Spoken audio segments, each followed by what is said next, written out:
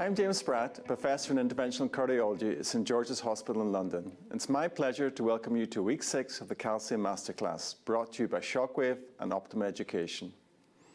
This week we are focusing on intravascular lithotripsy, techniques and efficacy assessment. And I'm Margaret McEntegart from the Golden Jubilee Hospital in Glasgow. In today's class, we're asking what treatment targets should we be aiming for in patients with calcific coronary artery disease? How should we define an acceptable result, and how should IVL therapy be applied to deliver these goals? We'll be joined remotely by global calcium experts Philippe Genereux, Holger and Michael Haude. They'll be discussing the goals of the treatment in calcific coronary disease and how to optimize the use of IVL. Before that, however, I have great pleasure in introducing my co-host, friend and colleague, Margaret McEntegart, to talk about goal setting in coronary arterial calcium modification. Thanks, James. Great to be here. So when we're performing PCI, our goal is to end up with a well-sized stent to the vessel, to have symmetrical stent expansion, to oppose the stent throughout its length, and to have no distal edge dissections. Before stent implantation, it's usual practice to perform lesion preparation with predilation, either with a semi-compliant or a non-compliant balloon. With a semi-compliant balloon, the advantage is that the balloon is lower profile, it's more flexible and more deliverable due to the thin balloon material. Whereas with a non-compliant, you have a larger profile with the front shoulders, it's less flexible and less deliverable. If you look at the graph here on the right-hand side, this illustrates the difference between what happens when you inflate a semi-compliant and non-compliant balloon. So as you inflate a semi-compliant balloon, as the atmospheres of pressure go up, the diameter of the balloon will continue to grow beyond the nominal pressure. Whereas with a non-compliant balloon, the diameter of the balloon will gradually increase to nominal pressure, and then the diameter will stay constant with increased radial force exerted by the balloon against the plaque. When we deliver a stent, stents are mounted in semi-compliant balloons. So if you haven't adequately prepared your lesion prior to stent delivery, as you inflate that stent, the semi-compliant balloon within the stent will encounter lateral resistance from the calcific plaque, and the balloon will expand longitudinally rather than radially. And this will result in you ending up with a dog bone stent. Now, if you're lucky, if you then take a non-compliant balloon into that stent and inflate that to higher pressure, you'll hopefully be able to then create increased radial force against the calcific plaque behind the stent and then adequately expand it. That's the best case scenario. And obviously the ideal situation is that you up front adequately prepare that lesion before you deliver your stent. So in daily practice, most of us will use pragmatic predilation before we implant a stent. Now, what you usually will do is you'll look at your angiogram and you'll select a semi-compliant balloon based on what you think the vessel size is, usually choosing a 1-to-1 ratio. Now, in an ideal world, this would be done by using intravascular imaging for more accurate vessel sizing. You'll inflate that semi-compliant balloon, and if you see the lesion dilate and you're happy, you'll proceed on and stent and probably post-dilate it with a non-compliant balloon. If after using the semi-compliant balloon you feel the lesion hasn't dilated or the balloon hasn't expanded, you're likely then to go on and take a non-compliant balloon and perform further predilation with a non-compliant balloon to higher pressure. If you then see that balloon expand adequately, and I'd counsel you to do that in the orthogonal views to ensure you're not being fooled by eccentric expansion of the balloon, you'll then go on, implant your stent, and again post-dilate with a non-compliant balloon. If the non-compliant balloon doesn't adequately dilate the lesion, you're then going to have to think about other calcium modification devices and use one of the calcium algorithms to guide you with that. At this point, I would counsel strongly that if you haven't already used imaging, that you should use IVUS or OCT to assess the morphology and the burden of calcium that you're dealing with. So let's talk about IVUS and how IVUS improves outcomes. So there's now a large body of evidence supporting the use of IVUS to improve acute stent and long-term clinical outcomes. So this data goes back 20 years to the MUSIC study. So the MUSIC study looked at stable patients with simple lesions. All complex lesions, left mains, CTOs, bifurcation, osteal lesions, severe tortuosity were all excluded. The mean stent size was 3 by 14 millimetres. And even in this simple, stable patient subset, we could see that IVUS reduced target lesion revascularization at follow-up compared to angiographic-guided PCI. 10 years later, there was the AVID study. Again, this looked at relatively simple lesions, excluding MI, left main, bypass grafts, CTOs. They ended up with a mean stent length of 13 millimetres and a mean of 1.5 stents per patient. Again, these were elective cases, not acute cases. And again, much like the music study, this showed a significant reduction in target lesion revascularization during follow-up. More recently, there was the IVUS XPL study. This was a study particularly focusing on the use of IVUS in long lesions, so comparing IVUS to angiography guidance for stenting of long lesions. The mean stent length in this study was 39 millimetres with 1.3 lesions per patient treated. Exclusion were bifurcations with 2 stent techniques, CTOs and ST elevation MI, but all other patient subsets were included. And at 1 year, target lesion revascularization was reduced by using IVUS, and more recently, the 5-year outcomes have been presented, and this benefit has been sustained out to 5 years. So evidence for IVUS use specifically in long lesions. And then most recently, the ultimate study. This was an all-comers study randomizing patients to angiographic guidance or IVUS guidance, 1,400 patients. The exclusion criteria were CTO or calcification requiring rotablation prior to stenting, but all other patient subsets included. This was both stable and unstable patients. There was 2.4 stents per patient with a mean stent length of 50 millimetres with a mean diameter of 3 millimetres. And the 1-year outcomes showed reduction in target vessel failure with IVUS guidance. And then very recently, the 3-year results showed this was sustained out to 3 years. So a case to illustrate the importance of using IVUS when we're dealing with calcific complex disease. So this is a nice case, courtesy of Simon Walsh and Colin Hamrati. So you can see this is a post-bypass right coronary artery case. And if you look at the angiogram, you can appreciate there's that classical plate of calcium you often see in the ostium of the right coronary artery, although it's always uncertain about how much that impinges on the lumen of the ostium of the right coronary artery, just on angiography alone. There's also this second lesion in the proximal vessel, which appears to have angiographically moderate calcium on one side of the vessel wall. So this is the IVUS still image of that lesion in the proximal right coronary artery. And what you can see is, in fact, there's actually concentric calcium in that area of up to 270 degrees on the IVUS. And then when we come to the ostium, again, there's concentric calcium at the ostium, and in fact, almost 360 degrees of calcium, with, as you can see at the bottom right-hand corner, down about 4 or 5 o'clock, a very slight protrusion of that calcium. Often in this location, we can see nodular calcium, but it's quite mild in this case. So they went on to treat both lesions using shockwave.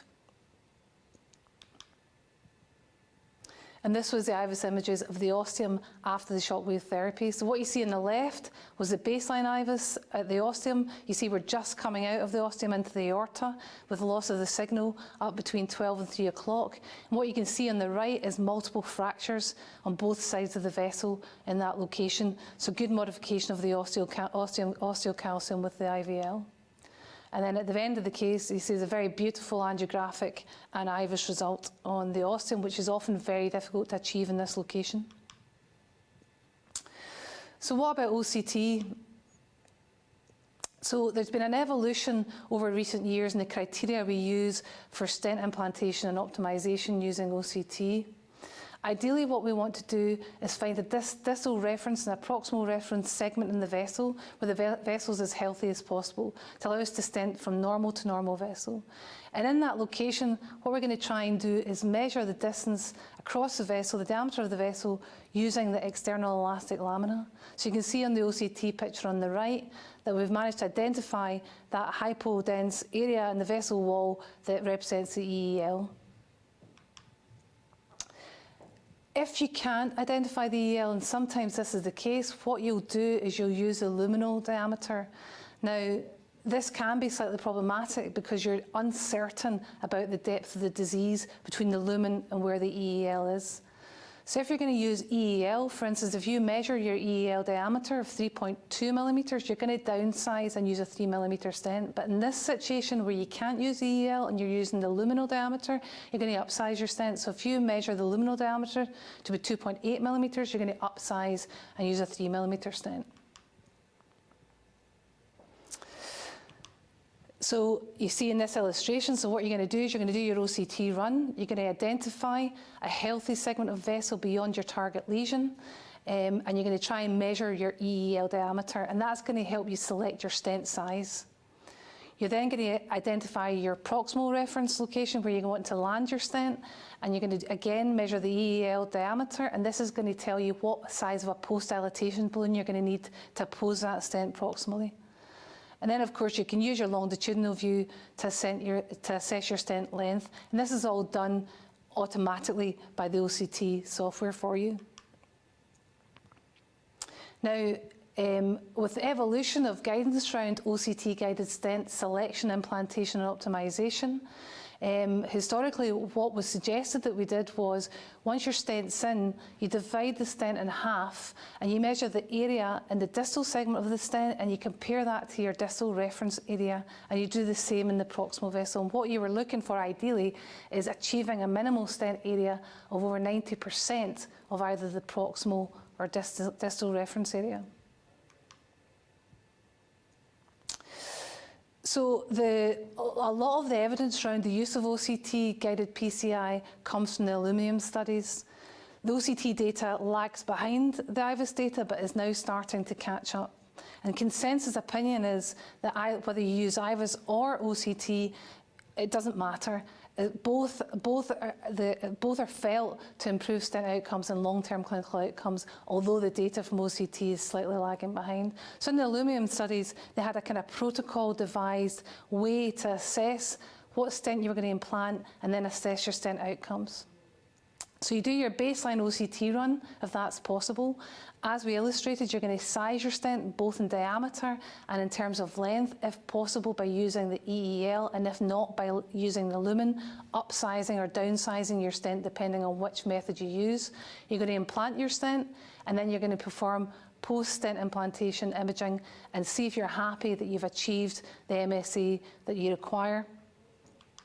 If you don't, you're going to post-dilate the stent, either before or after your imaging, or both. In the Illumin 3 study, what they did was they took patients and they randomized them to angiography-guided PCI, OCT-guided PCI, or IVUS-guided PCI, and then they compared them all to each other. And what they showed was that both IVUS and OCT guidance was better than angiographic guidance, but there was no difference between whether you used IVUS or OCT. So what you can see here is that the final minimal stent area, the minimal stent expansion, and the mean stent expansion wasn't different whether you used IVUS or OCT.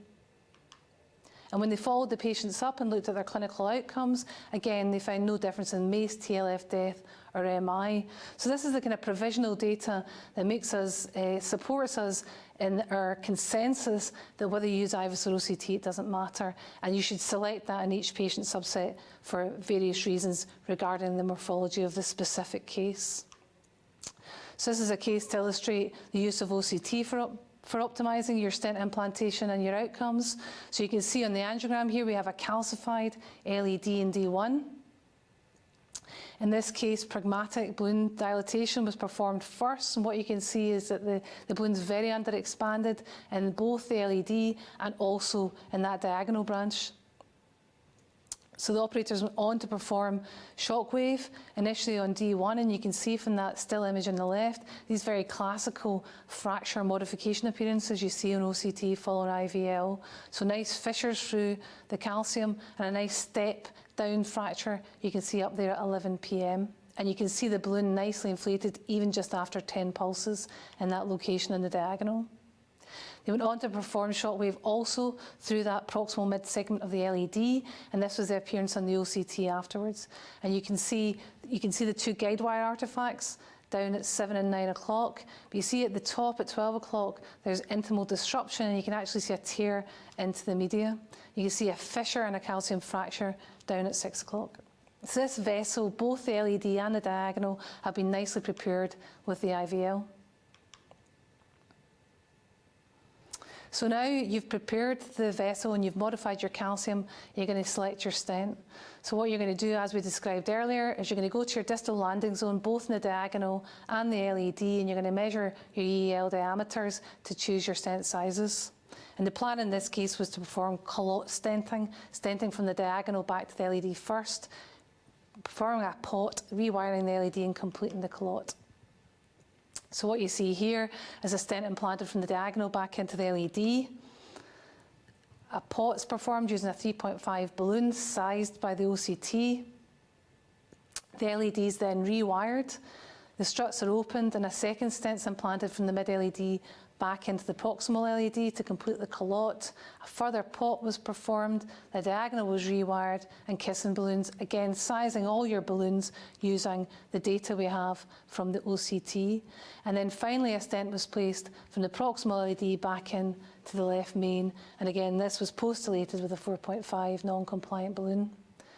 So you can see the final angiographic results look nice, but you're going to go on and check that with your OCT. So this is an OCT from the diagonal branch back in to the proximal LED, and what you see is that the distal stent edge looks nice, the stent expansion is good, it's over 80%, which is good in the context of the burden of calcium in this case. And you'll see as we come up through the diagonal, the vessel gradually gets larger, where we've post-dilated the stent with appropriate side non-compliant balloons, and you'll see us come into the proximal LED, where you'll see the stent, again, is quite well opposed.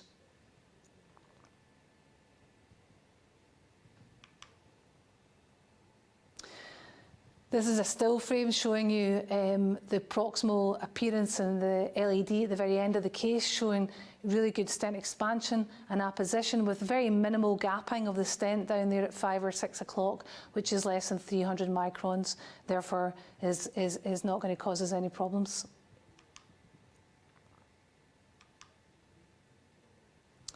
So to summarise and conclude, when we're implanting stents and we're trying to optimise them using IVUS and OCT, our plan is going to be to use our distal reference and our proximal reference to help us size our stent and size the balloons we're going to require to use for post-dilatation. It's also going to help us work out what our target is for a minimal stent area. And minimal stent area is the strongest predictor of long-term stent outcomes and clinical outcomes from all our imaging data. And what we're going to aim for is, if we're using IVUS, we're going to aim for a minimal stent area of greater than 5.5. This is a non-left main location. And with OCT, greater than 4.5 millimeters squared. In the context of calcium, we're going to aim for a minimal stent area that's over 80% of the average of the area in the proximal reference location and the distal reference location. And this is all done for us now automatically by the OCT software. We're going to check both edges of the stent to make sure we don't have any significant dissections. So we're going to look at the size of that. If we see a dissection, the size of the arc of that dissection, is it less than 60 degrees? Is it limited to the intimate and not into the media like we saw in that OCT image earlier on?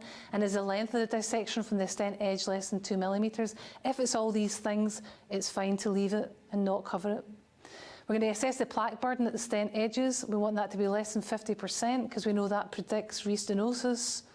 We're going to check there's no significant protrusion of tissue into the stent lumen.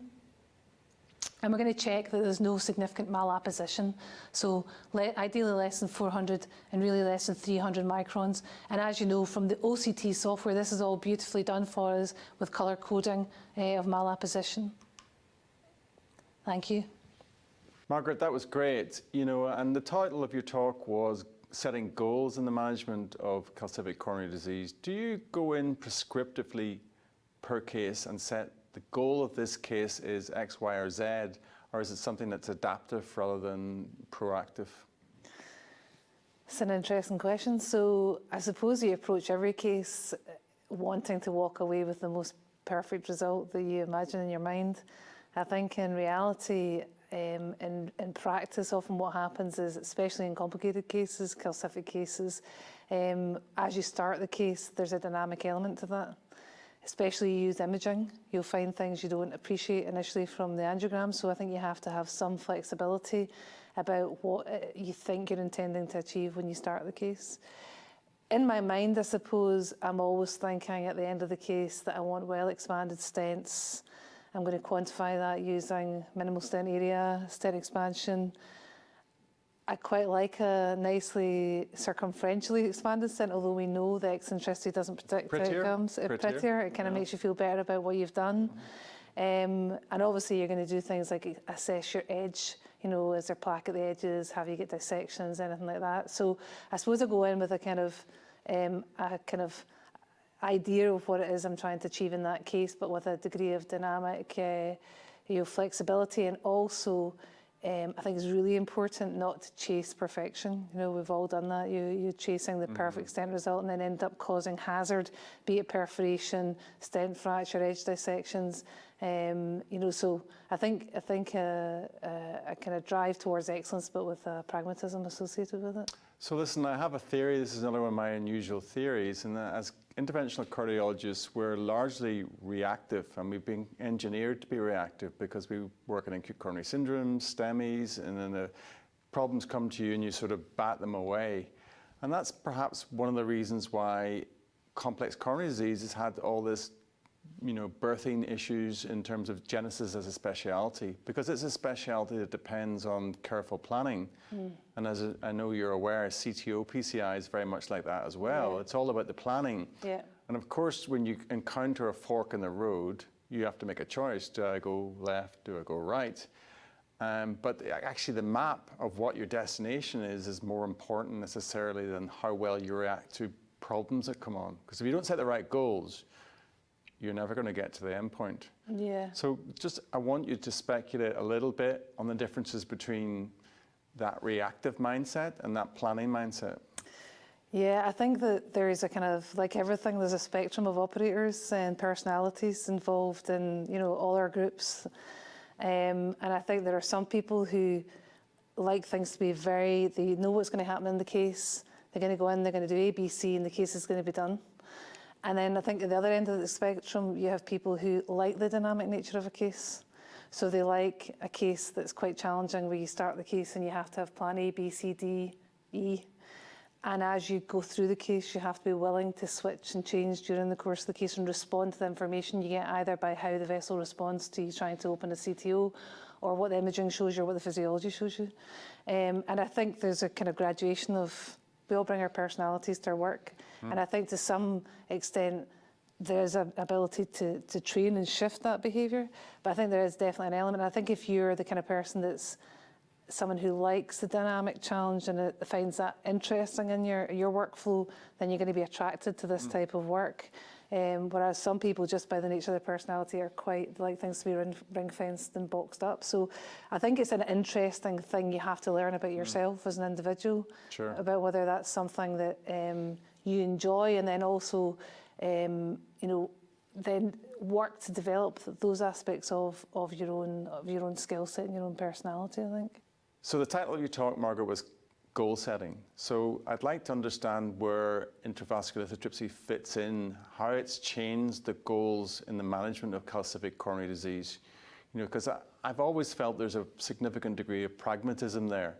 It's what you can get through the case, what you can get out of it. And do you think lithotripsy has kind of changed our perspective on what's achievable?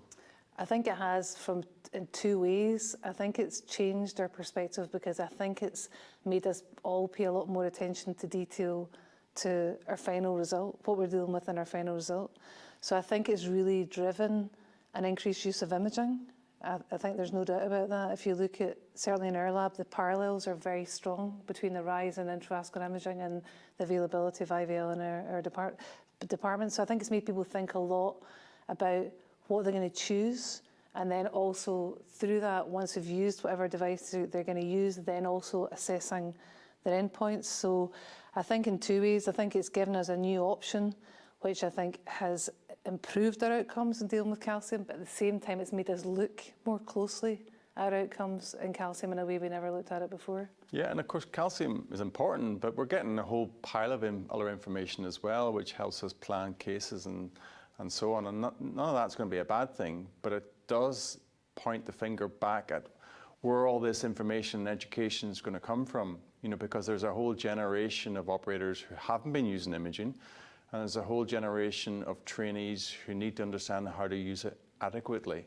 Yeah. And again, one of my kind of principles or thoughts I've had for a number of years is that actually it is a responsibility of the manufacturers of industry to say, actually, to get the best out of our products, you have to do X, Y, or Z. And I think we do have to commend Shockwave for such an altruistic approach to physician-level education, that we're not just talking about products, we're talking about patient-level solutions. So with that in mind, I thank you very much for your excellent talk as always, Margaret, and let's look forward to the rest of this webinar series. Thanks, James. Next, we have Philippe Genereux to help us define an acceptable result in calcific coronary artery disease. Philippe. Hi, everyone. Thank you for having me. It's my real pleasure today to discuss and to present PCI of calcific stenosis, defining an acceptable result. I'm Philippe Genereux, and I work in Morristown Medical Center in New Jersey, United States. So here are my disclosures. So we're going to start by talking about what should be stent-oriented goal and how to optimize PCI and what are the targets that we know. We know that we have some target that have been derived by multiple studies and also that have been adopted by guideline. Usually we want to size a stent, which is actually based on the proximal and the distal reference vessel. And we are aiming for what we call minimal stent area, more than 5.5 by IVUS or 4.5 by OCT. We can also integrate the mean of the proximal and distal reference vessel and have what we call a relative MSA, which we aim for more than 90% of the average reference lumen. Also, we can discuss about the presence of, we want to avoid having or leaving behind dissection, which is more than 60%, 16 degree, flap that is extending in the media or more than 2 millimeter in length. So these are criteria that we look at, obviously with imaging, to optimize stent placement. But there's a real balance about optimizing the stent by going bigger balloon or high pressure and the risk of complication. And this is this balance that we're going to discuss in this case and with some case example. There's also the presence of plaque burden, more than 50% of the stent edge, which has been seen to be bad. And also, if there's extensive plaque previous, this is something that has been associated with increased MACE and adverse event. Malapposition of the stent is also an issue when it's more than 1 millimeter in length, and when there's an axial distance from the vessel wall, more than 0.4 millimeter, has been shown as a link to adverse event. So when we do PCI, obviously the goal is to make the patient feel better, decrease their symptom, avoid target late failure vessel, and avoid MACE, such as cardiac death, stent thrombosis, etc. And really, what we mentioned before, optimizing stent placement really will translate to these enhanced or optimized result and make patients feel better with decreased MACE at follow-up. But obviously, when we push the envelope and try to optimize too much, we may pay the price with procedural complications such as dissection or perforation. And this is this balance that is very important, which actually is extremely true for heavily calcified lesion. So what is the problem with calcified lesion? Well, it's really a mechanical issue. It's mainly driven by reduced vascular compliance that will limit stent expansion, and that will result also in some case in stent asymmetry, especially when we have eccentric calcium or nodular calcium. There's also other issues that are not really driven by calcium or by reduced vascular compliance. You can have also plaque that will protrude in the stent, or a very lipid pool and around the stent or around the stenose. We can have stent edge dissection because of the high pressure to try to expand the stent in the calcified area, leading to dissection on the other side of the calcified area. and we can have malapposition. So this is all that we try to avoid when we try to optimize stent in calcified lesion. So stent under expansion and asymmetry is an issue, and this is especially seen with eccentric calcification. And you can see here where you had a reduced MSA less than 4.5 or less than 5.5 with an asymmetry of the stent expansion. And this is really this balance of trying to make a stent circular or a nice symmetrical circle, and try to expand this stent with a non-compliant balloon, and the risk of causing complication. And this is where imaging is key to define first what is the type of calcification we have, and then choose the right tool and stop at the right moment, not to create a stent issue and perforation and complication. So what is the factor to consider when we want to optimize result? First, absolute versus relative MSA. Usually, we know that the absolute number of MSA, like I said, more than 5.5 with IVUS or 4.5 by OCT, is probably better than the relative MSA. But obviously, when you have a small vessel, it's always better to take the relative MSA, aiming for more than 90% of the mean of both reference vessel. But we're going to see sometime in eccentric calcium, it's difficult to attain just very high bar, more than 90%, and we are going to aim for lower, maybe 70%. Based on the literature, MSA, the absolute number, is probably a better target to aim for than stent asymmetry. Stent asymmetry, their data are more sparse, and again, it could be very difficult to chase this goal of having stent symmetry in nodular calcium or in eccentric plaque. The pattern of calcium, like I just mentioned, is extremely important. Eccentric calcium could be difficult to manage, and atherectomy is a better tool to modify the plaque. Same thing with nodular calcium. And as you can see here, we may not achieve a great symmetry of the stent, but we may achieve a great MSA. So in these cases of eccentric calcium or a nodular calcium, if we achieve a right MSA with an asymmetric stent expansion, that's probably appropriate and reasonable goal, because it could be extremely difficult to have a very circular stent. And if we chase this perfect symmetric stent expansion, we may have dissection or worse perforation. And this is the same concept with nodular calcium when we chase perfection. There's also a lesion factor and location. For example, if we have a big chunk of calcium in front of a large side branch, if we perforate this area, it may be difficult to treat this with a cover stent, and we may exclude the side branch, leading to an ischemic, a large ischemic burden. When it's the last remaining vessel, we may be careful. Obviously, we want to optimize our result to make sure that we ensure patency in long term, but we don't want agonize with making the result perfect, which may lead to LV decompensation. Same thing with when the patient has a low ejection fraction, lower reserve. We want to optimize the result, but we need to be efficient.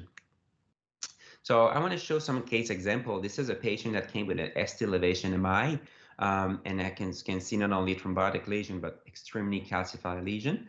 The lesion was successfully wired and appropriately ballooned with a 2.5 compliant balloon with a restoration of the flow.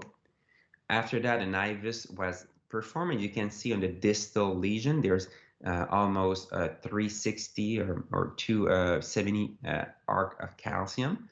And in the proximal lesion, maybe 150, 120 arc of calcium. So it was, cutting balloon was performed and a non-compliant balloon was used. But after that, there was a significant dog boning, and actually IVL was used with a reasonable result. And as you can see here, after the procedure with a guide extension, extremely good result. Well, I would say a reasonable result.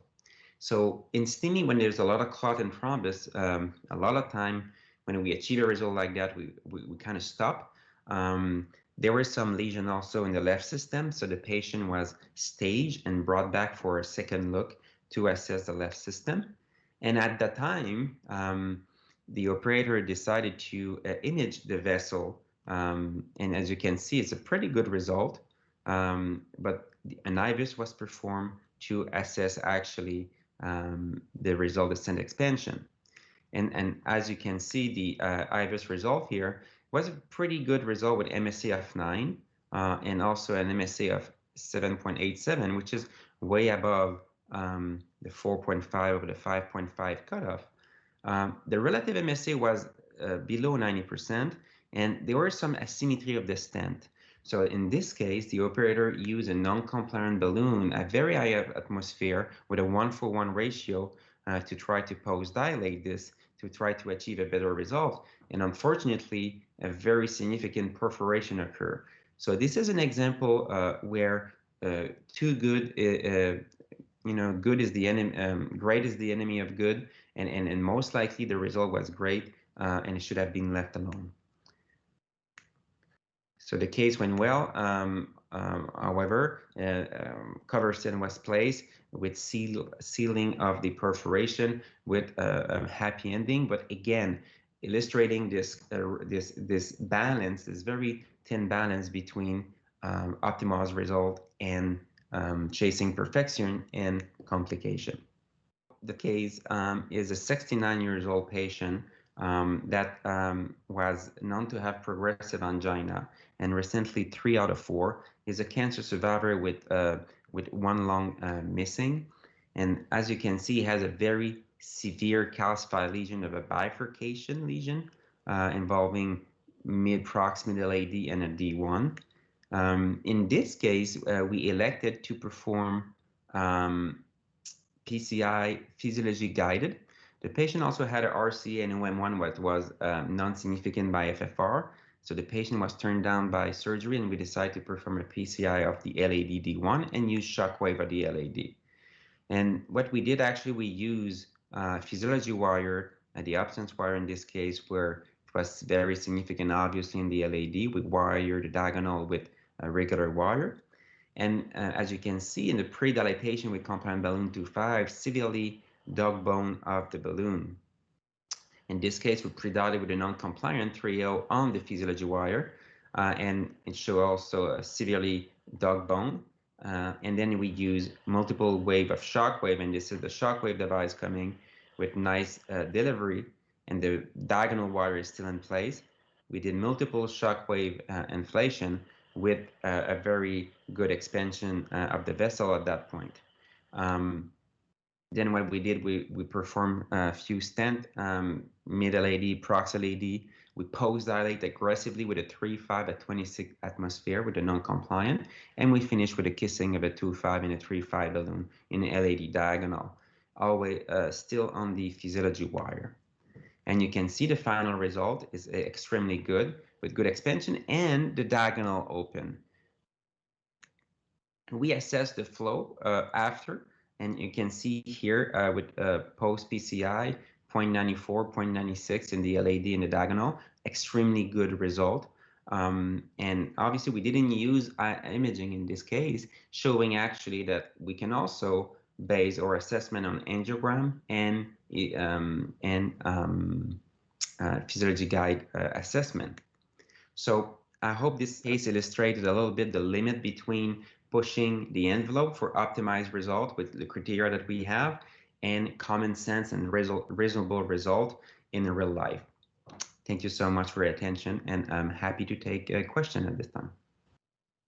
Philippe, that was a great talk. Thank you very much. And I think you're bringing out some very interesting points. You know, we talk about goals in therapy, and of course they're extremely important because they guide what we're aiming for. And so often you see in studies, in presentations, perfect results obtained every time.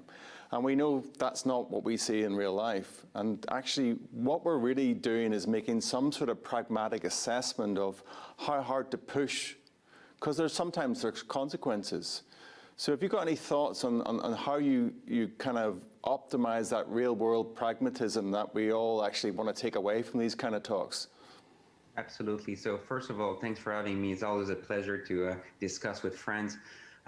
So we start to do IVL. We maybe did approximately 50 cases. And one thing that I will say is, like you mentioned, is really to keep the thing simple. Obviously, we like to IVUS, we like the OCT. But what I like with IVL is when you have a calcified lesion, when you start with a non-compliant balloon, you like to expand it. If there's still a dog bone, then or under expansion, this is where I take a 1-for-1 shockwave IVL balloon. And the way I like to do things, obviously, I like to IVUS or OCT just before putting the stent, and then I implant the stent and try to have a full expansion.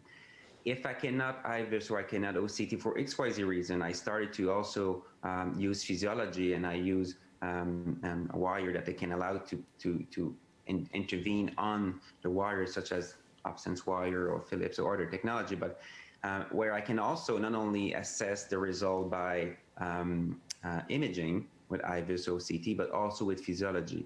And it's extremely important for bifurcation. So optimization with the usual criteria that we mentioned in the talk, but also using physiology and optimizing also angiogram. So I start also to use a clear stent or stent boost to see if the stent is fully expanded, paired with FFR. I think it's all good tricks to keep it simple, actually, because it's not true that we always use IVUS or OCT. So you can also achieve an excellent result with shockwave by keep it simple and using optimizing angiogram tool or physiology. Yeah, and I think actually people talk a lot about complex PCI, Philippe, don't they? And actually they sometimes fail to appreciate that complex PCI is simple PCI foundationally, and you build the complexity on top of that foundation. The foundation isn't there. It's going to be like the Jenga blocks, they're always going to fall over when you add the next step to it. So you have to get the foundations absolutely right. And I totally agree with that. But say, for example, you have your case, that imaging case you showed us, the physiology case at the end was very, very interesting. What happens if the physiology isn't quite there? Are there patterns of calcium that would make you more concerned when you're looking to optimize a stent further? Absolutely. Obviously, the typical scenario with physiology is you have a good visual stent expansion, good result, and there's diffuse disease distally or proximally. So this is more challenging to address. The one that I'm a little bit nervous is when there is a big nodule of calcium. So usually I'm careful in post-dilating too aggressively with a big nodule of calcium. Also, when there's a nodule of calcium, IVL is maybe not the best choice out of the gate. Maybe you should ablate first or crack differently the lesion. So I will say that the diffuse disease on a very sick patient with diffuse disease where the FFR is not perfect, I have a tendency to be less aggressive, and also the nodule of calcium where if I have a reasonable result, let's say, I'm not going to push the limit. And of course, it would be crazy to think that any form of treatment is going to be perfect for all modalities. That just doesn't correspond or, add up in any work of life, never mind interventional cardiology. So, Margaret, when you're setting goals for that Philippe has so expertly addressed today, and say somebody in the next lab comes in and said, this stent is, 30% underexpanded, what should I do next? Do you have a way of addressing that? Do you have a kind of algorithm in mind? Yeah, so it's actually quite a common problem that we encounter pretty much every day, I suppose, if you're dealing with calcific disease. And I think you kind of have to have a hierarchy of priorities, and as Philippe said, you have to be pragmatic as well and avoid harm. And I think instead you shouldn't really just chase numbers. So we all know that the MSA is the strongest predictor in imaging of your outcomes. But obviously sometimes when we do imaging, we get really focused on, I've only got 75% stent expansion, I haven't quite got to 80 or 90%. and you have got eccentricity, you know, the stent's a bit D-shaped, and you're really focused on imaging, you're driven to try and continue to treat and push and push and push. And I think it's really important. And I think from experience, what happens is you have one or two cases where you push too hard and then you realise, actually, what were you doing? You know, you had an MSA of 6.5 or 7 and you chased it and tried to push it harder. So I think you should really be pragmatic. So I'll look at the MSA, and then I'll look at the expansion. I'll look at, you know, the eccentricity more out of interest, because I don't think in metallic stents we really have any evidence at the moment to suggest that affects outcomes. And as Philippe says, if I'm uncertain and if it's like the left main or something like that, then physiology at that point then becomes helpful. So if you've got a slightly eccentric stent in the left main with a good area, but you're still nervous, you do physiology, the physiology looks great, you walk away and you don't push the stent any harder. So I think it's just incorporating all these things and having a hierarchy in your mind about what you're trying to achieve. You're trying to reduce events for the patient in the future, but you want the patient to get off the table and walk out the door without causing them harm. Yeah, and Philippe, I would suggest to you that's maybe one of the more difficult things to teach a fellow or an early stage consultant, because it's easy to read a study and say, I want the stent to be as big as possible. But it's very difficult to integrate that experience of a perforation and the subsequent downside of that. And I'm not sure this question's got an answer, but I'm going to ask you that anyway. So do you think that the risk of perforation is higher or lower before or after stent implantation? So say you've got a lesion that's incompletely modified beforehand, and then you want to modify it. Is that risk higher or lower of perforation after you put a stent in? So that's a good question. I will say that I believe it's less, but it's all about also the distal edge. You know, Margaret very summarized perfectly my thought about pushing the limits. When people say, oh, I want to take a 4.0 balloon in middle AD and it's close to a bridge, and people say, I don't care about the IVUS in this setup. Of course, if you dilate a stent at 4 in the middle AD and the bridge is like 2.5, you're going to perforate the vessel. So I'm not sure I have a perfect answer for your question, but it's kind of reassuring when you have a stent in place. You feel that if you're 1-for-1 for the vessel, and I think the perforation risk is less than if you don't have a metal scaffold in place. So it's touched the point of Margaret, and I believe we need to be a little bit more holistic or multi-parametric in our evaluation. Yes, we have the imaging, but we should take advantage of all the co-registration tool with angio, stent boost, also physiology. When you have a normal FFR or ischemic index at the end of the procedure, you have a reasonable result by angio and also by OCT. All the overall point toward a good result, you should stop and not chase a number. Otherwise, yes, even if you put a stent, you may have a perforation because you push the limit of the distal vessel reference. And essentially what we're talking about is integration of anatomy and physiology into this so-called considered pragmatism, where we're reaching for a goal because we know that goal is going to translate to durability, but we're not going to push hard that it's going to translate to immediate patient harm. And I think your talk summarized that perfectly. So listen, Philippe, thank you so much for taking the time to get a special haircut for us today and sharing your expertise with us. It's a pleasure. Thank you very much. So it's a pleasure to move on to the next talk in this series and to introduce Michael Haude from Germany. Michael's going to talk to us on how to optimize the use of IVL therapy. Great to welcome you to the session, Michael. Looking forward to hearing your talk. Thank you very much for your kind introduction. It's a pleasure to share with you some techniques in order to optimize the use of IVL. So in general, the IVL balloon catheter has a somewhat larger crossing profile in comparison to standard non-compliant balloons. And therefore, it makes it sometimes a little bit more complex to advance the device into calcified lesions. In most of the cases, you can advance it on a regular basis using a standard guiding catheter and a support by the guide wire, as you can see here.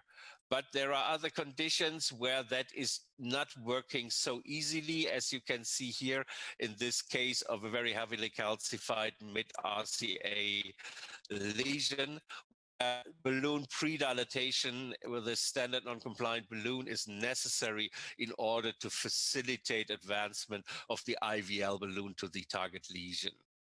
But sometimes even the passage of a small balloon is not possible because of the heavy calcification there.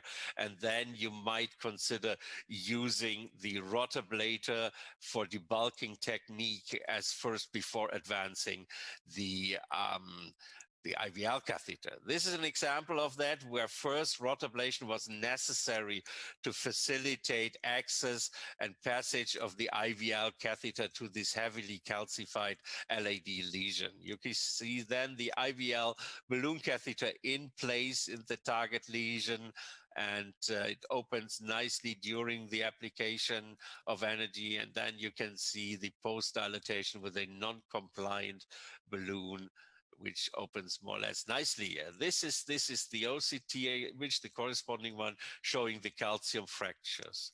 And then finally, after stent placement, this is the final image. So there are other techniques in the case you are not able to advance the IVL catheter completely into the target lesion, where only the distal part of the balloon is partially advanced. So what you can do is go as far as you can and then start delivering energy and delivering the therapy at the place where it can be. Thereby you can fracture and fissure the calcium, and thereby it is possible to further advance the IVL balloon more distally to cover the complete target lesion. So that is a way to do it. There are other ways to facilitate the passage of the IVL catheter. What is always very important is to have a good supportive guide catheter. An AL shape, always in particular for the right coronary artery, is very helpful. Other options are to use an anchor balloon in order to fix the guide in the ostium and allow the passage of the IVL balloon. In that case, please consider that the size of the guiding catheter has to be large enough to accept both the IVL balloon and an anchor balloon. Furthermore, we have the option to have an augmented guide support by using a guide extension, which is becoming more and more popular, at least here in Europe, where you see in this particular case of that heavily calcified right coronary artery, that by using that guide extension, which is brought just proximal to the lesion, we were able to pass that lesion with the IVL balloon catheter. So the other option that you can use is it's a combination of a trapping balloon on the one side and on the other side the guide extension, which is the distal balloon anchoring technique. So you bring the dilatation balloon into the lesion, open the balloon there, fix it there, and with the fixed balloon you advance the guide extension as far as possible. By doing so, you will potentially then reach the balloon, and then if you deflate the balloon, you can further advance the guide extension very frequently, at least in the proximal part of the lesion itself. Sometimes you can cross it completely with it there. And then you can exchange the balloon, the anchoring balloon, to the IVL balloon, bring it as distal as possible, withdraw the guide extension then, and do your procedure starting distally and going proximally with the therapy of the IVL balloon. Now, in conclusion, in order to facilitate access with the IVL balloon into the heavily calcified lesion, it is important to have an excellent guide support. Sometimes guide extension is necessary to facilitate that. Pre-dilatation with a small balloon, in particular in very high-grade stenosis, is necessary to allow the IVL balloon to reach the target site. If the pre-dilatation is not possible, rotablation is the way to open the door for a pre-dilatation balloon and then consecutively for the IVL balloon. Partial IVL balloon activation in the proximal lesion part is an option. I have shown that to you. Anchor balloon technique is an option, as well as distal balloon anchoring. Therefore, I would like to thank you very much for your kind attention. Thanks, Michael. That was great. And the message I took from it was actually, it's a balloon-based therapy. We all understand balloon-based therapies, and as a consequence, the learning curve is relatively short. But at the same time, you're using this balloon-based therapy in hostile anatomy, and you really have to understand how to negotiate that hostile anatomy. So how often do you use techniques such as guide extensions or anchor balloons to deliver the IVL? So personally, I never use an anchor balloon because I'm not a big friend of that technique because you can put significant damage to the artery where the anchor balloon is hanging. I very liberally, I would like to say at least in 80% of my cases, use a guide extension. I liberally use a small pre-dilatation balloon. You get a certain kind of feeling how much excess lumen you need to have to bring down the guide there. Honestly speaking, I have never tried the partial IVL balloon activation in the proximal lesion because my feeling is due to this increased crossing profile. And once the balloon was inflated and then deflated again, the crossing profile is even increasing. And if you have a very significant narrowed lumen there, it's always easier to withdraw the balloon and dilate again rather than advance the balloon further. So I personally have never used that. Anchor balloon technique I have used. It works unless it is a super calcified and very narrowed lesion. Then you can only bring the distal ballooning anchors thing, the guide extension to the beginning of the lesion, but not really through the lesion. If you want to bring a 6 French guide extension through the lesion, honestly speaking, it is not so super heavily calcified if that is capable to do so.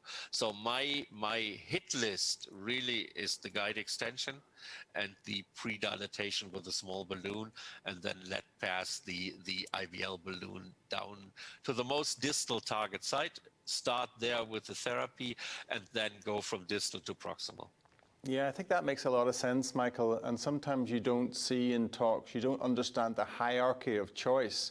Often the choices are presented as equal choices, and actually, from an audience perspective, a hierarchy of choice is extremely important. And we're talking here about intravascular lithotripsy, which is by definition on several levels a disruptive technology. But it is worth acknowledging that in the field of complex PCI, Margaret, guide extension systems have been equally transformative. And Michael uses them in up to 80% of his cases. I mean, I'm not going to hold you to a figure, but what's your perspective about the intersection between guide extensions and shockwave therapy? Yeah, I agree with Michael. I think they're a really fantastic addition to our toolbox, the guide extension, and I think it can transform a case. And some people will say, well, you take it out of the packet and it costs money, but not in addition to delivering IVL or other balloon technologies, also then it can protect your stents during delivery. So if you do distal anchoring, take the guide extension through the disease and then unsheath your stents, you don't get that problem with damaging the stents during delivery. It also makes the procedure much more efficient. So I'm a big fan of that technique and use distal anchoring in a lot of my calcium cases and CTOs as well. Well, it's interesting you mentioned that, of course, because the common misconception is that guide extensions work by delivering increasing push force, but actually it's reduction of resistance is their primary strategy. And, Michael alluded to this already, that actually it doesn't make sense to try and shove the IVL balloon into a critical lesion, because you risk perforating the balloon, and that you're also, we know from the bench test data that actually the shock waves are less effective when the balloon's compressed. Yeah. So there is definitely a rationale to treating the lesion before delivery of the balloon. And actually, as you say, it's a little bit like imaging, Michael, where if you're going to open an image catheter, you're going to be able to use it at multiple points in the case. And with a guide extension, it'll be the same. It'll be delivery of the balloon, and then it'll be delivery of the shockwave therapy, and then, of course, stent delivery, stent post-dilatation. it's useful at every single one of those steps. So I would share your enthusiasm, Michael. I think it's a really important point. And the final question I wanted to ask you, Michael, was, one of the ways IVL has been thought of is as a gateway therapy. It's relatively easy to use. People can understand how to use it intuitively. But because it's opening up this rather hostile environment, which maybe less experienced operators than yourself aren't usually exposed to, is there any other advice you would give these operators who are taking on these lesions now that springs to mind? Yeah, I think you have, if you look at the whole armamentarium that we have nowadays to address calcified lesions, you have to define for yourself when you want to use IVL and when you want to use other techniques. So in my personal selection criteria, I'm going for larger vessels with a lot of amount of calcium with more focal lesions.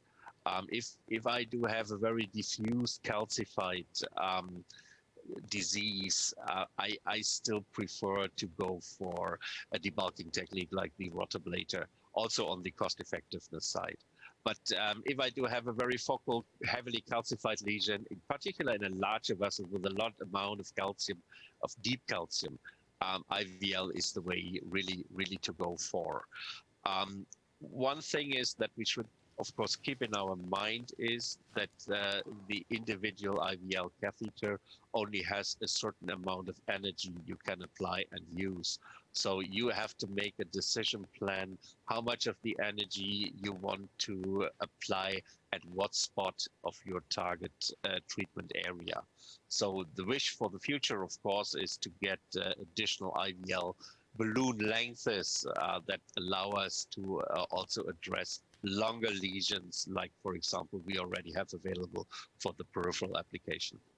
Yeah, I mean, you introduced a couple of very interesting concepts, Michael, but what you touched on there in terms of cost effectiveness is something which is discussed more and more in health economics, a concept of value. It's not necessarily the cost of an intervention, it's the value it delivers. And of course, value can be perceived on many different levels. Like if we view value from our perspective, it helps us put a stent and get the stent up. But the ultimate value, of course, lies with the patient, and I think you're absolutely correct in saying, I'm going to use IVL therapy where it really matters, in larger vessels, with prognostic disease, with large burdens of coronary ischemia, where my current technologies really aren't addressing those limitations. So, Michael, it's been a real pleasure to welcome you on this Calcium Masterclass. You've added significant value, and I'd like to thank you for your attention and expertise, and hopefully we'll get a chance to meet you in person soon. So it was a pleasure. Thank you very much. Thanks to Michael. And finally today, we've got another expert from Germany, Holger, and Holger is going to continue the discussion on what constitutes an acceptable result in coronary arterial calcium. Holger, great to welcome you to the symposium. Dear James, dear Margaret, thank you very much for having me. It's my pleasure to give some thoughts on defining an acceptable results in calcific coronary artery disease. Well, as we all know, regarding the procedural goals in a contemporary PCI, the efficient lesion preparation and stent delivery without undue damage to stent struts or drug coating is essential. Moreover, an optimal mechanical result is only achieved when appropriate stent expansion with target-directed minimum stent area is ensured. Well, we know from several studies, it is well known that minimum stent area is the single most important predictor of stent thrombosis and restenosis. And finally, the procedural goal is, of course, safety and want to avoid major complication.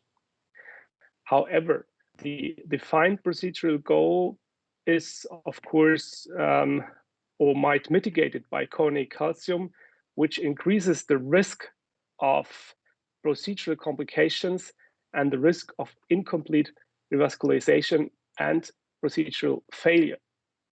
Both the risk of procedural complications and the risk of incomplete revascularization or procedural failure results in a higher incidence of target lesion failure and major IVUS cardiac events. If you look in detail to the procedural or clinical effects of a decreased vascular compliance, you may understand that impaired delivery of devices, the requirement for high pressure inflations or rotational atherectomy, the potential risk of strut or polymer damage, and the possibility of suboptimal stent deployment could lead to the just mentioned avoidable procedural outcome scenarios. From a clinical perspective, two major reasons for the use of newer calcium modification tools are present. Firstly, to restore vascular compliance, to ensure adequate stent expansion, of course, and to prevent damage to struts or drug delivery, and finally, the procedural efficiency. The second reason for calcium modification is to minimize procedural complications. This will, of course, this were the defined clinical goals of a successful procedure. If you look now from a stent perspective, we define good mechanical results not only with coronary angiography, but more frequently after intravascular imaging assessment. Intracoronary imaging studies have identified a number of thresholds that predict a lower risk of stent thrombosis, stent failure, and future adverse events. These are, of course, the minimal stent area greater than 80 or 90% respectively, no dissection, next, plaque burden at the edge, and malposition, of course. From the only randomized controlled trial at the right side, we note that an optimal stent deployment for intravascular imaging perspective is associated with lower incidence of clinical endpoints. There are the different calcium modifications therapy which are available, as you can see here. Not all are effective in the sense of an optimal stent results as just highlighted. Therefore, I want to focus on three major therapies and present clinical cases, hopefully demonstrating these different aspects and adequate results. Here you can see a severe stenosis of the mid-LAD. From the intravascular imaging, this was done by OCT, you may appreciate that there is a severe calcification in the mid part of the LAD to the proximal part. So these pictures were obtained after pre-dilatation with a 2.0 millimeter balloon, and you can appreciate that there is severe calcification with a circle more than 270 degrees on the right upper panel with a thickness of 870 microns, which means that there is a huge calcification, even if you look at the length of the calcium, which is more than 11 millimeters. In this case, we decided to predilate with a Scoreflex balloon, which you see in the next slide. And you see there was a Scoreflex 2.5 by 50 millimeter in the total part of the proximal and the mid LAD. And you can see the final angio, which showed acceptable results. However, if you look to the intravascular imaging, you can nicely appreciate that there are regions of substantial underexpansion. Well, in relationship to the proximal vessel minimal lumen area or stent area, there is an expansion rate of 76% in the proximal part of the stent. And if you remember the thickness of the calcium, you can see that the predilation with a Scoreflex was almost ineffective, leading to this measured underexpansion. This is another clinical example of calcium modification by rotational atherectomy. You can see the angio pre-PCI with a short stenosis in the proximal part of the LAD, And there is also a severe calcification, which means that we have to treat these lesions. And looking at the functional measurement, you might appreciate that there is a pathological resting flow ratio index of 0.76. Looking again into the intravascular imaging, you can see severe calcification.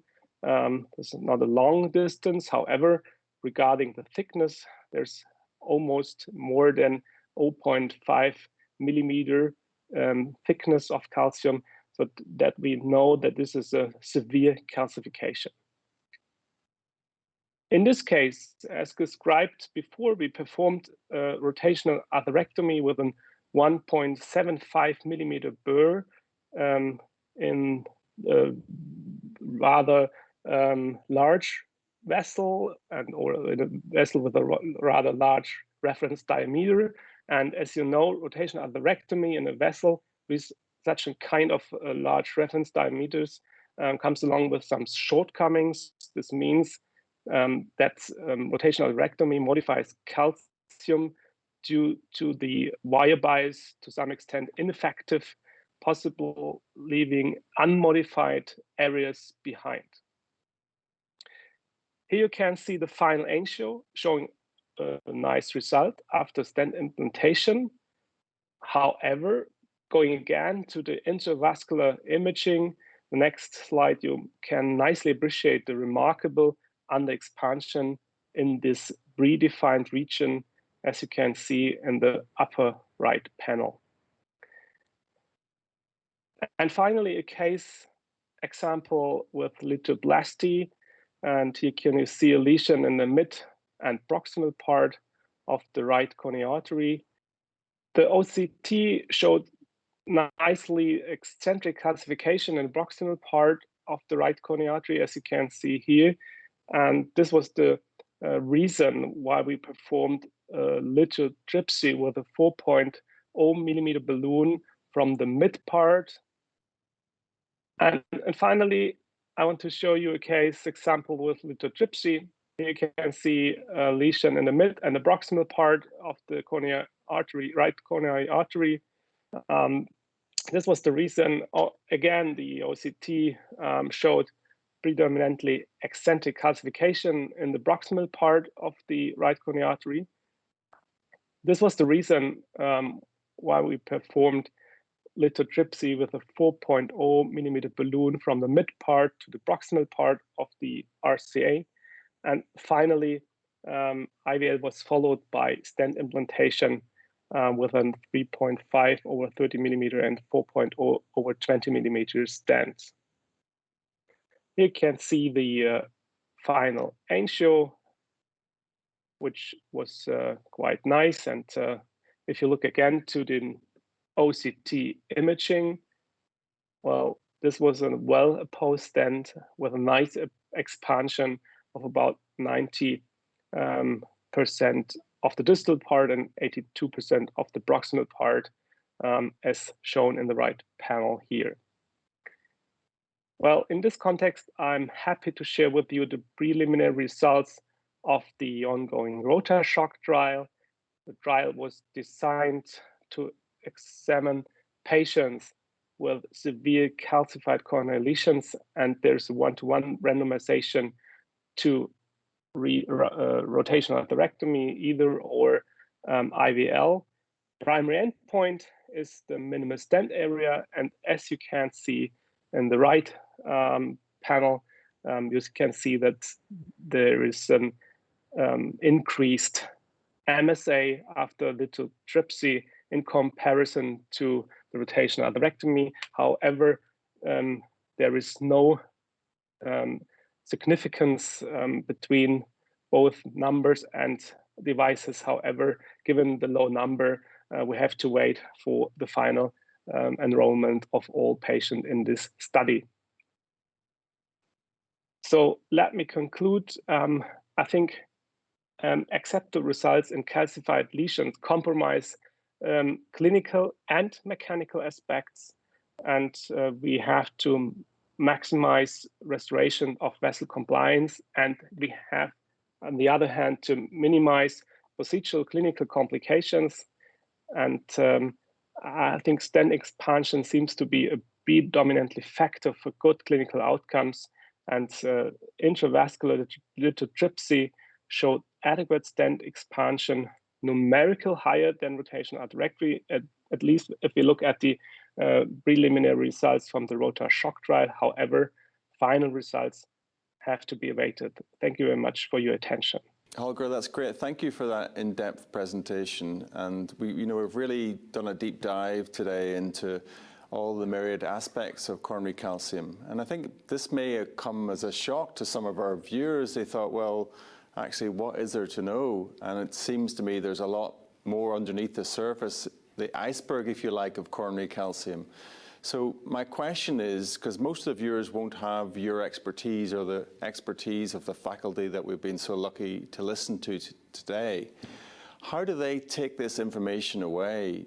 Can they adopt some of these techniques within their lab? And if so, how do they start to take those first early steps? Well, thank you for this question, James.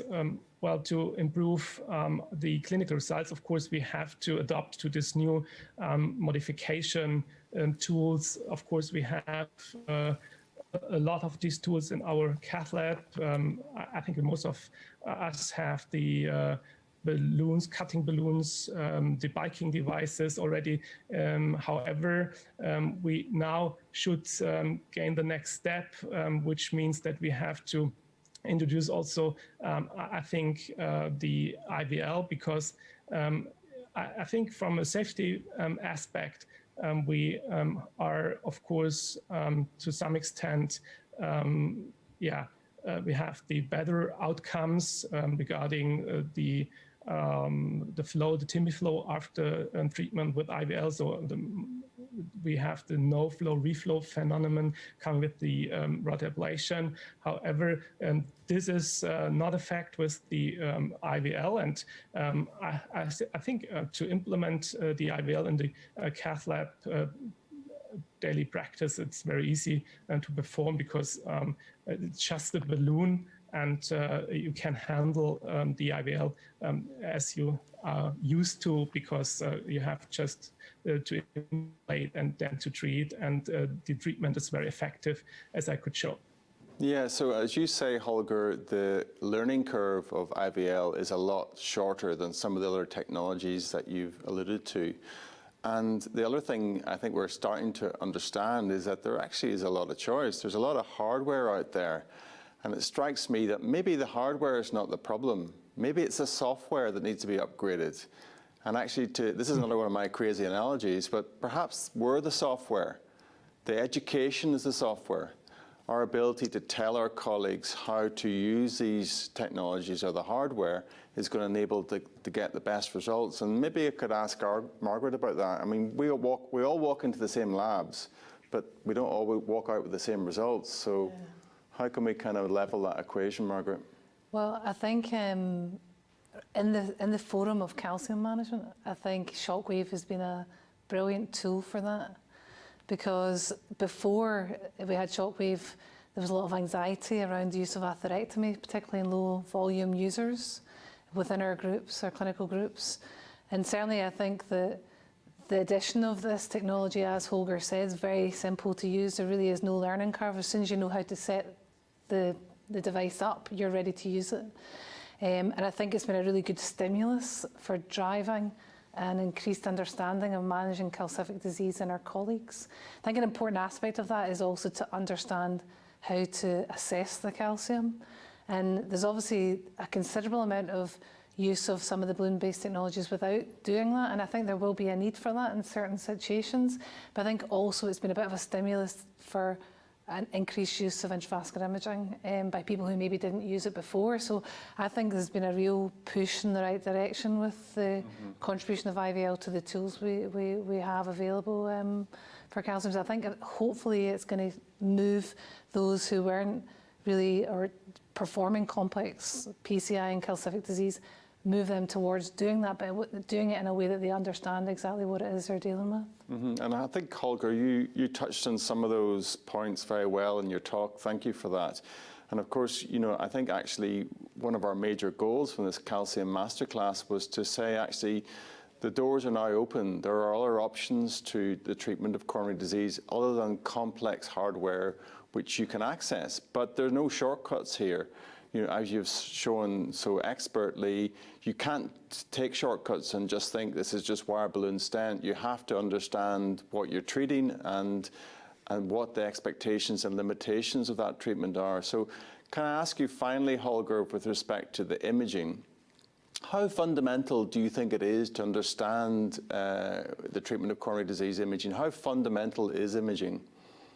Well, from all the studies as well as from the clinical experience, we know that the intravascular imaging is one of the substantial point we have to accept. So if you look at the latest results, there are better outcome with the IVL, with the OCT or with the IVUS, and that's the reason we should implement these kind of tools in our daily practice.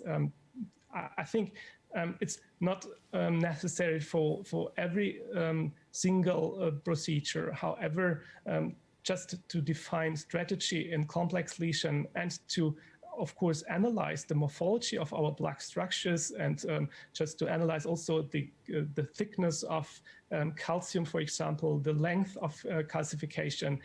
I think these are some very important points to understand just to adopt our treatment strategies, and especially for the differentiation between the rotational atherectomy and, for example, the IVL.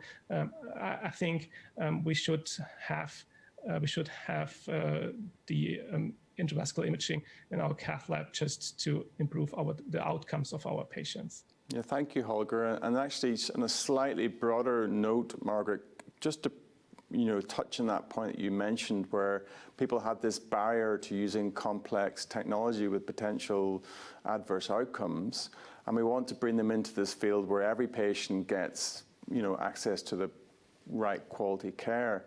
There is a bridge there with imaging that we could use rather than a barrier. It could be a bridge. And that bridge is we could train up our lab staff to help with the delivery of intravascular imaging. What do you think about that as an option? I think that's a great idea. I think that there's a fear in some operators that they put the IVUS or the OCT in and then they have to interpret it. Mm-hmm. And the fellows will say to me, that they're aware of that, in the lower volume users, and it's entirely understandable. If you're not using IVUS and OCT every day in your practice, it can be difficult. I think also some of the evolution in some of the software round about IVUS and OCT is really going to help with that. So the new calcium detection software, where the imaging will actually quantify for you how much calcium you're dealing with and then help you. So I think there definitely is. That's moving in a direction that's hopefully going to make imaging more user-friendly for people and not quite as intimidating. And it probably is worth reinforcing that actually there's nothing intrinsic in imaging that changes the morphology of plaque. What it changes is behavior, of course. So if you can't interpret the imaging correctly, then it's of no value whatsoever. Yeah. But I think we're also missing a trick that there's a team in there. Look at TAVI. It isn't down to one person. Yeah. And we've had this sort of egocentric view in imaging for too long that it's all about one person. If we make it about the team, I think we can bring people with us rather than leaving them behind. So, Holger, listen, can I thank you very much for your expertise and your input. And we look forward to seeing you again in the future in some hopefully physical venture. So thanks for your time today, Holger. Thank you. So that brings Class 6 to a close. We hope you can join us next week for Class 7, Bifurcations, Focus on Best Practice. We'll have a live case from Robert Riley and James Kong in Cincinnati. Colm Hanratty will be talking through bifurcations in coronary arterial calcium, the underlying principles. And Terry Lefebvre will discuss what is the optimal bifurcation treatment in calcific CAD. Thanks for your time today. Goodbye for now.